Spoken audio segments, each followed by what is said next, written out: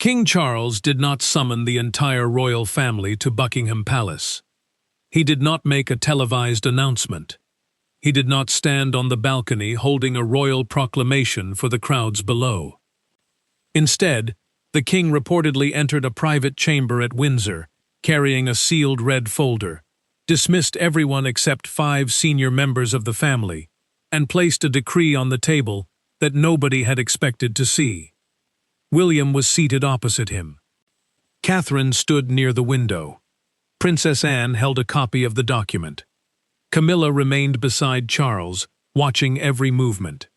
And when the king finally broke the wax seal, the first name written beneath the royal crest was not William's. It was Catherine's. That was the moment the room changed.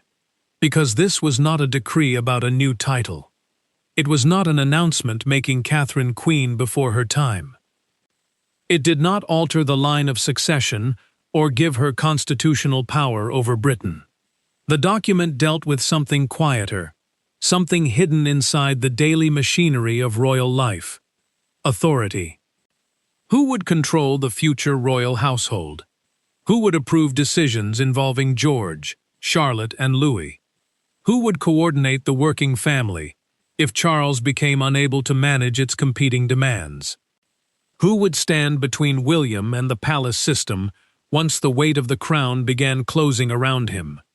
And who would stop the monarchy from tearing itself into separate courts when the present reign eventually gave way to the next? According to the decree, the answer was Catherine. Charles had reportedly named the Princess of Wales the principal guardian of royal family continuity, granting her direct access to senior officials, permanent control over decisions involving her children, and the authority to coordinate the family's future structure alongside William.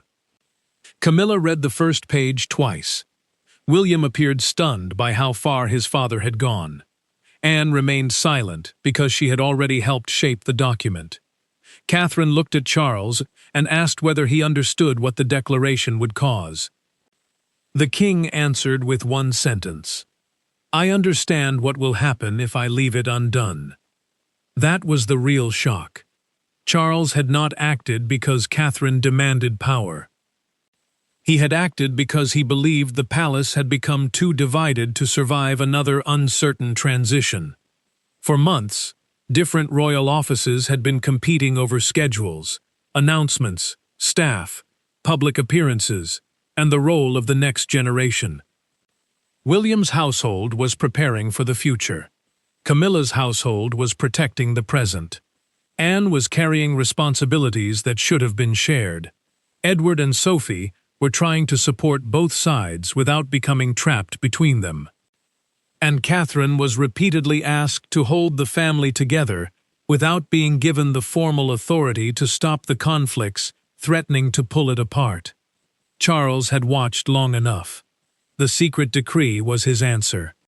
Before we examine what was written inside it, why Camilla reportedly objected, and how one private incident involving Prince George forced the king to act, subscribe to the channel. We follow the stories developing behind palace walls and explain why one quiet royal decision can alter the balance of the entire monarchy. The crisis began with a meeting Catherine was never meant to discover. Senior palace officials had gathered to discuss the future structure of the monarchy. Charles was expected to reduce some public duties over time. William would carry a greater constitutional and diplomatic workload. Anne's schedule needed relief. Edward and Sophie would become more visible. Camilla's office would continue supporting the king. The Wales children would appear selectively at national events. On the surface, the plan seemed responsible. Then one advisor proposed merging part of Catherine's communications and planning staff into a larger central palace department. The argument was efficiency. Several royal offices were performing similar work. Separate teams created duplicated costs. One united system would speak with a clearer voice. The proposal did not openly attack Catherine. That made it more dangerous. Her office would still exist. Her title would remain unchanged. Her public work would continue. But the people controlling information around her would answer to someone else. Announcements connected to her projects could be delayed. Requests involving the children could pass through officials outside the Wales household. Her direct access to senior decision-makers could be filtered. Catherine would remain publicly important while becoming privately dependent. William discovered the proposal through one of his senior aides. He demanded that it be withdrawn. The central office argued that no final decision had been made. William replied that the discussion itself revealed a serious problem. People were planning the future monarchy, while treating Catherine's independence as an administrative detail. Charles was informed. He initially considered William's reaction excessive. Household structures changed regularly. Staffing reviews were normal. Efficiency mattered. William asked whether Camilla's office would also be absorbed into the same department. The room became quiet. No such proposal existed. Camilla's household was considered too closely connected to the sovereign's personal needs. William then asked why the future queen's office was considered flexible while the current queen's remained protected. Charles did not answer immediately. That silence confirmed William's concern. The staffing proposal was suspended. But the damage had been done. William realized that Catherine's position depended too heavily on goodwill. As long as Charles supported her, the palace respected her. As long as William remained available to intervene, her office remained protected. But what happened when Charles was exhausted? What happened when William traveled overseas? What happened when a future king became surrounded by urgent state papers, ministers, military briefings, and advisors controlling every minute of his day? Would Catherine still have an independent voice? Or would the palace gradually reduce her to a public symbol whose private influence depended on reaching William through layers of staff? William went to his father. He reportedly placed the suspended staffing proposal on Charles's desk and said, "This is how it begins." Charles asked what he meant. William answered that institutions rarely removed powerful people in one dramatic act. They reduced access, combined staff, changed reporting lines, delayed information, turned authority into consultation. Then, one day, the person still held the title, but no longer controlled anything beneath it. Charles said nobody intended to weaken Catherine. William replied, "Intent will not protect her when you are not in the room." Those words stayed with the king. Charles understood institutional isolation better than most. He had spent decades as Prince of Wales, waiting beneath a sovereign whose authority dominated every part of royal life. He knew what it meant to possess a great title without final control. He knew how advisors shaped information. He knew how family members could be praised publicly while being managed privately. But he remained worried about the consequences of formally strengthening Catherine. The public already viewed her as the future of the monarchy. Foreign leaders wanted time with her. Charities depended on her presence. Public confidence often rose whenever she appeared. Any new authority would be compared with Camilla's. Charles had spent much of his adult life defending Camilla's place beside him. He did not want one woman's rise presented as another's removal.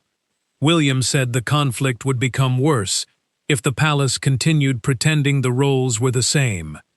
Camilla was queen beside the reigning sovereign. Catherine was responsible for preparing the next royal household and protecting the future heir. Those duties could coexist. They needed clear boundaries. Charles requested time to consider it. Then the second incident occurred. This one involved George. A major national ceremony was being prepared. The king would attend. William and Catherine would stand nearby. George, Charlotte, and Louis would appear for a carefully limited section. Catherine had approved the original schedule. The children would arrive together. They would remain near their parents. George would acknowledge several officials, but would not be separated from Charlotte and Louis for long. The plan balanced royal symbolism with family protection. Then, advisors revised it. George would arrive earlier. He would be taken into a private chamber with Charles and William. Senior officials would explain the historical meaning of the ceremony. Photographers would capture the king, the heir, and the next heir together. Charlotte and Louis would remain with Catherine elsewhere. The proposed image was powerful. 3 generations. 1 crown moving through time. A visual promise that the monarchy's future remained secure. Catherine rejected the change immediately. She had not been consulted. The revised arrangement separated George from his siblings and placed him inside a highly symbolic scene that he was not emotionally prepared to carry. Officials argued that the moment would last only a few minutes. Catherine said the length did not matter. George would understand what the photograph meant. He would see his grandfather, his father, and himself arranged as a line. The image would tell him that every family moment could become preparation for loss. William supported her. Charles was less certain. He believed George needed gradual exposure to his future responsibilities. Catherine agreed. But preparation had to build confidence, not fear. The disagreement reached a private family meeting. Charles asked Catherine why she opposed a photograph that could reassure the country. She answered carefully. The country will see continuity.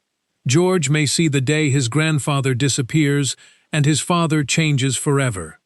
Nobody spoke. Catherine continued. The palace could not keep using a child to calm adult anxiety. Every time public confidence weakened, advisors suggested showing George.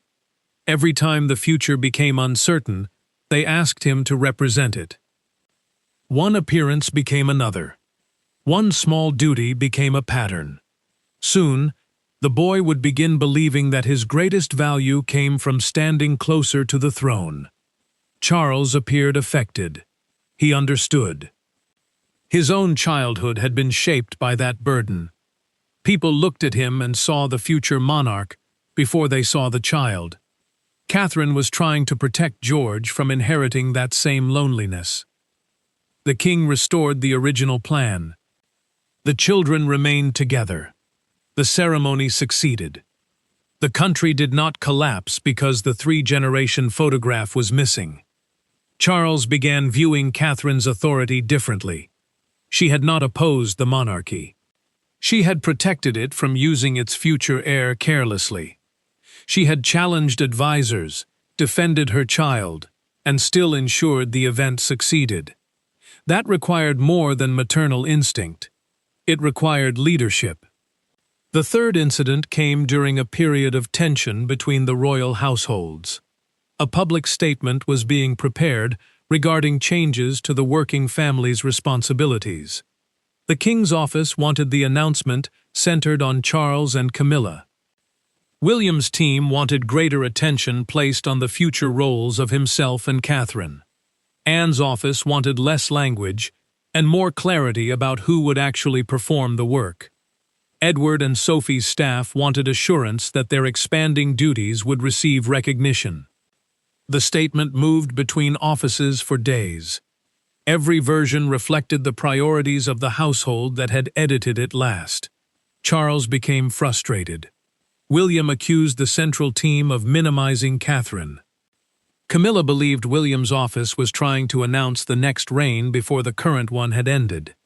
Anne considered the entire argument embarrassing. Catherine requested to see every version. She spent one evening comparing them. The following morning, she produced a shorter statement. Charles and Camilla would remain at the center of the current reign. William and Catherine would assume greater responsibility in preparation for the future. Anne, Edward, and Sophie would receive clear recognition for their continuing service. No household would appear victorious. No person would appear removed. The announcement would focus on shared duty rather than rank. Every office accepted it. Charles reportedly asked, who had authorized Catherine to rewrite the statement. His private secretary answered that nobody had. She had done it because the family could not agree. Charles read it again. Then he approved it without alteration. The public statement passed with little controversy. Inside the palace, the meaning was obvious.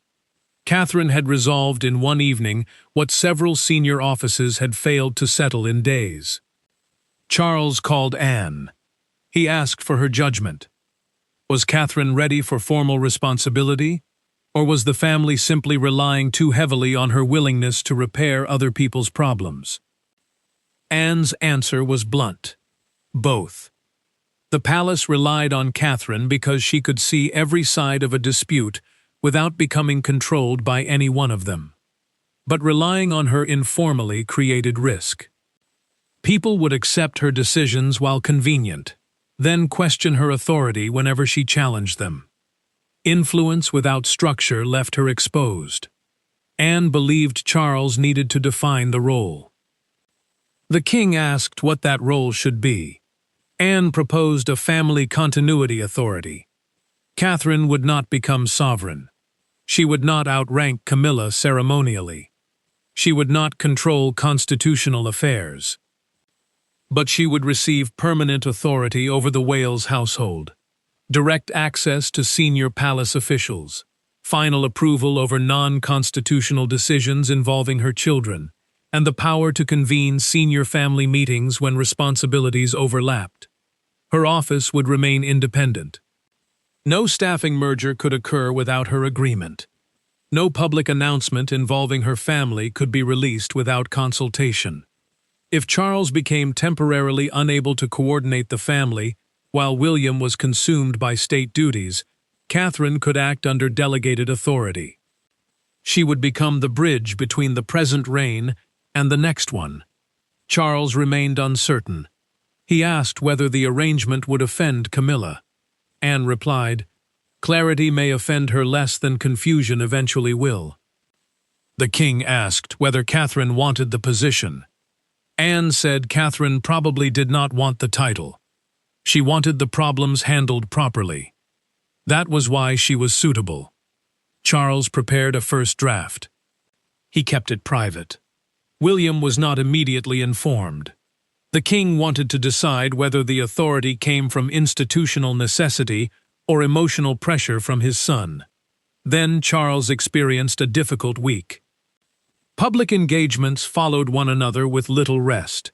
State papers continued arriving. A family dispute involving Harry required attention. Camilla's office raised concerns about one of her future projects. William needed decisions involving an overseas tour. Anne requested relief from part of her schedule. Edward and Sophie needed guidance on expanded responsibilities. The king was exhausted. A senior family meeting had been scheduled at Windsor. Charles could not attend. William was delayed abroad. Anne was present but did not want to chair discussions mainly concerning the Wales household. The private secretary asked Charles who should lead. The king hesitated. Then he said, "Catherine." She arrived believing she would represent William. Instead, she was placed in Charles's usual position. Camilla attended. Anne sat opposite her. Edward and Sophie joined. Senior officials waited for instructions. Catherine began by making clear that she was acting at the king's request. She did not claim authority beyond the meeting. Then she worked through the agenda. Anne's schedule was reduced. 2 engagements moved to Edward and Sophie. Camilla's initiative received support, but its announcement was delayed until it could be separated from another major palace event. A proposed public appearance involving George was declined. A decision concerning Harry was postponed until William returned. A disagreement over shared charity funding was resolved through separate responsibilities. The meeting finished early. Charles received the minutes that evening. He reportedly asked whether anyone had challenged Catherine's chairing of the discussion. The answer was no. He asked whether Camilla had cooperated. "Yes," He asked whether decisions had been made. Every major item had been settled. That was when Charles completed the decree. The first clause protected Catherine's office. It could not be absorbed into another royal household without her written approval and William's agreement. The second gave Catherine final authority over the public participation of George, Charlotte, and Louis, except where constitutional law or immediate security necessity required otherwise. The third gave her direct access to the king's private secretary, the Lord Chamberlain, and William's senior advisors on family continuity matters.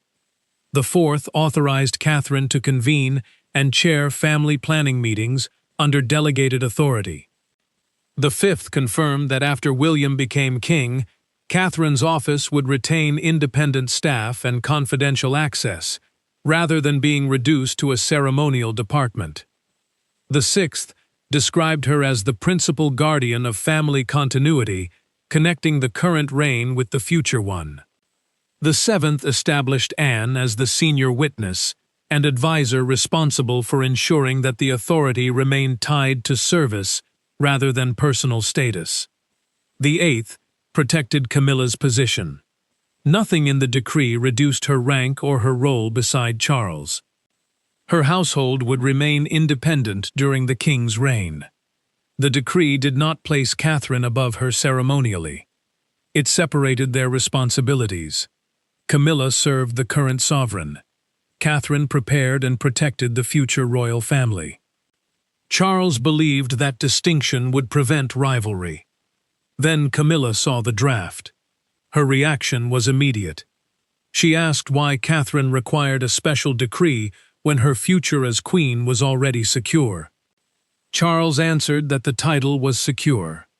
The machinery around it was not. Camilla asked whether Catherine would now control palace staff, only where future family matters were concerned. Would senior officials consult her before the queen? On issues involving William and the children, yes. Would Catherine's office remain independent after William's accession? Yes. Camilla understood the consequence. Catherine would enter the next reign with institutional power already protected. Camilla had spent decades depending primarily on Charles's personal defense. Catherine would not have to depend entirely on William's. The difference hurt. Camilla reportedly said the decree suggested Charles trusted Catherine more than his own queen. Charles rejected that comparison. Trust was not one object divided between two women. He trusted Camilla with his private strength and the emotional stability of his reign. He trusted Catherine with the future family structure. The tasks were different. Camilla asked whether the decision came from William. Charles said William had raised concerns, but the decree belonged to the king. He had observed the palace. He had seen what happened when Catherine lacked formal authority. He would not leave the issue unresolved. Camilla warned that the public would interpret the decree as Catherine replacing her. Charles said the document would remain confidential. Its effect would appear through responsibility, not headlines. Camilla answered that responsibility eventually became visible. Charles agreed. That was the point. Catherine could no longer remain publicly responsible while privately powerless. Camilla did not give her approval immediately. Charles did not require it. Still, he wanted family acknowledgement. He scheduled the Windsor meeting. William received the final document shortly before entering. He read the first clause and realized his father had gone much further than the suspended staffing proposal. He had not merely protected Catherine's current office. He had placed a wall around her future authority. William asked whether the decree could bind the next king. Charles said no sovereign could permanently surrender constitutional authority through a private family document. But William could sign his acknowledgement now, making clear that he accepted the structure and intended to preserve it after accession. William signed without hesitation. That surprised Charles. The king asked whether he wanted time. William answered that time was the problem. Too much had depended on Catherine waiting for others to recognize what she already carried. Anne signed as witness. Camilla still had not signed. Then Catherine entered. She had been told the meeting concerned continuity planning. She did not know the decree focused on her. Charles asked her to sit. He read the document aloud. Catherine listened without interrupting. When he reached the clauses involving the children, she looked toward William. He nodded. When Charles described her independent office during the future reign, Catherine appeared unsettled. After the reading ended, she did not thank the king. She asked whether the decree was necessary. Charles said yes. Catherine asked whether it would create conflict with Camilla. The room became still. Charles answered that conflict already existed, wherever responsibilities remained unclear. The decree did not create the difference between them. It defined it. Catherine looked toward Camilla. The queen's expression was controlled. Catherine said she did not want authority presented as victory over another woman. Camilla replied that the danger would come from how the authority was used, not how it was described. Catherine agreed. Then she asked Charles whether she could propose one amendment. The king permitted it. Catherine wanted a consultation clause. When a decision directly affected Camilla's work, the queen's household had to be consulted. When a future family decision carried consequences for Anne, Edward, or Sophie, their views had to be heard. Catherine would lead coordination. She would not treat leadership as permission to act alone. Anne approved immediately. William supported her. Charles added the clause. Camilla read it. Then she signed her acknowledgement. Not enthusiastic approval. Recognition. That was enough. The decree remained secret. No official palace announcement followed. But the effects appeared quickly. A staffing review involving Catherine's office was cancelled. A proposed appearance involving George was routed directly to her. Edward and Sophie's team began coordinating future family projects through Catherine's staff. Anne requested that one complicated schedule dispute be sent to the Princess of Wales rather than Charles. William's office shared more information with Catherine independently. The palace began behaving as though her authority had always existed. That is how institutional change often appears. One day, everyone asks who possesses the right to decide.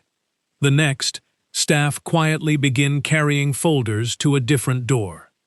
Catherine's first major challenge came from her own household.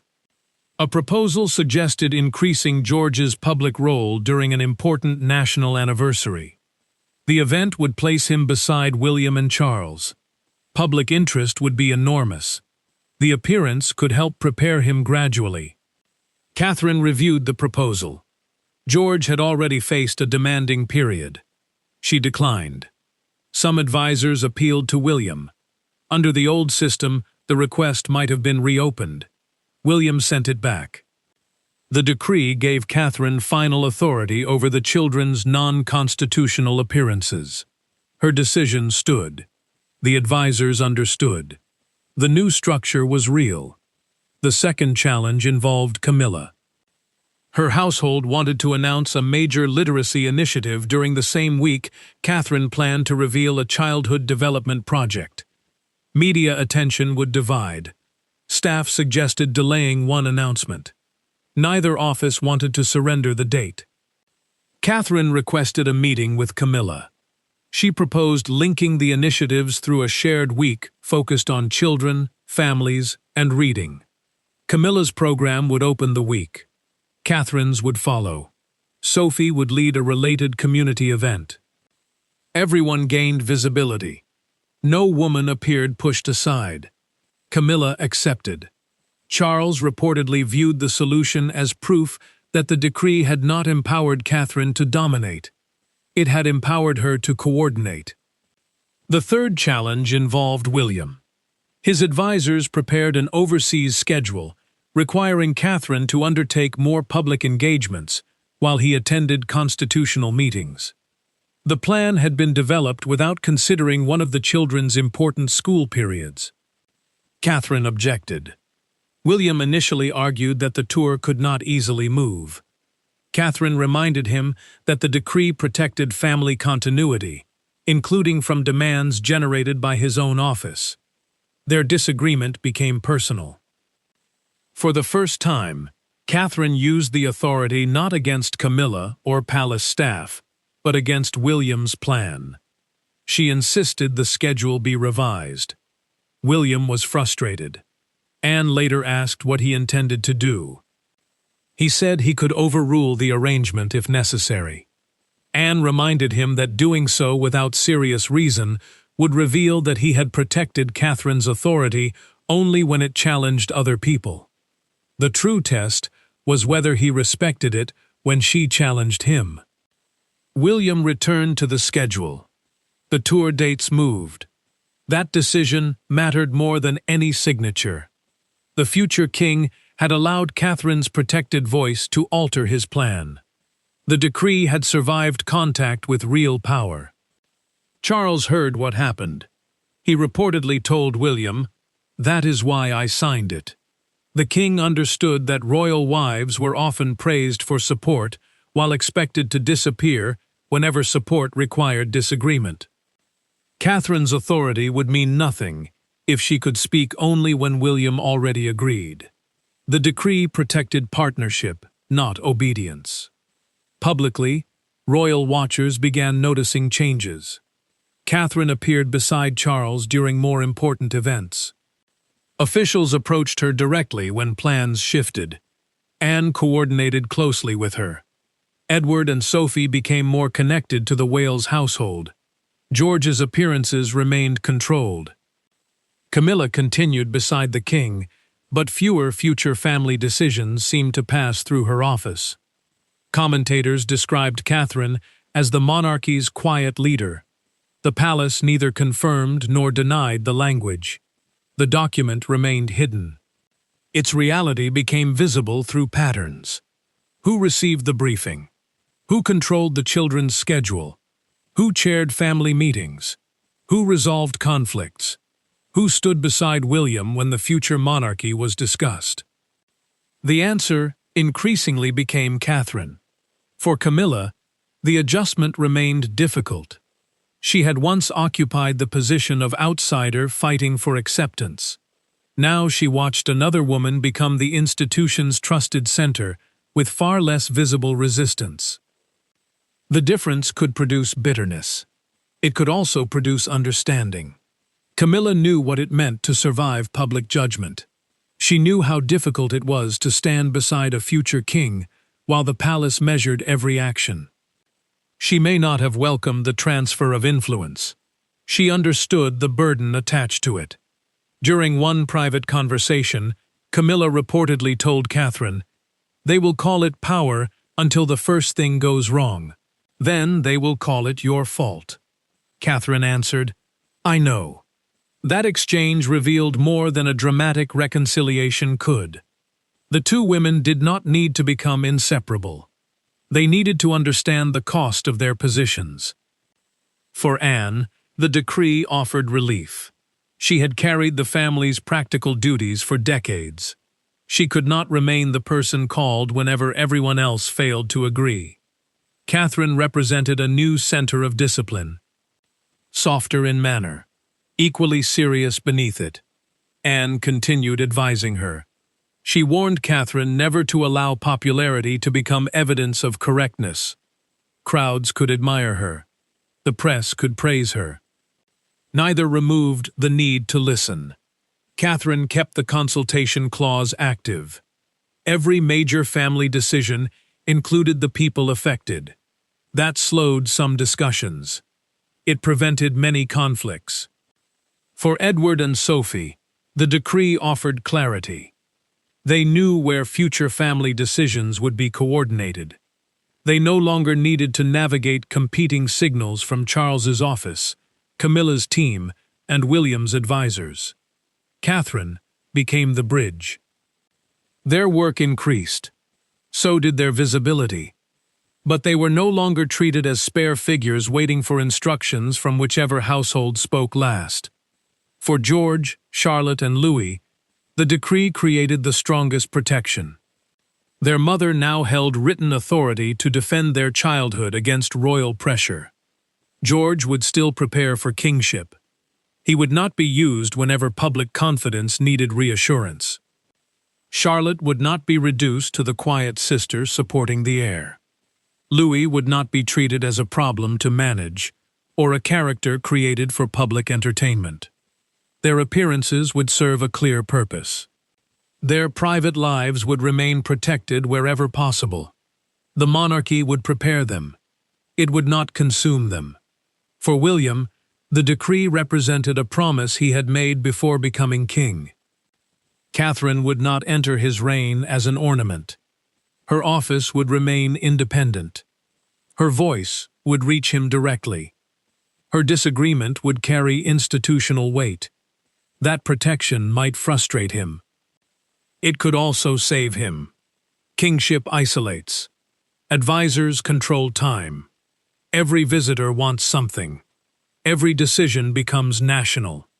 A sovereign can slowly lose contact with the people who knew him before the crown. Charles had experienced that pressure. He did not want William repeating the pattern. Catherine's authority would help keep the king connected to his family, his children, and the human consequences of palace decisions.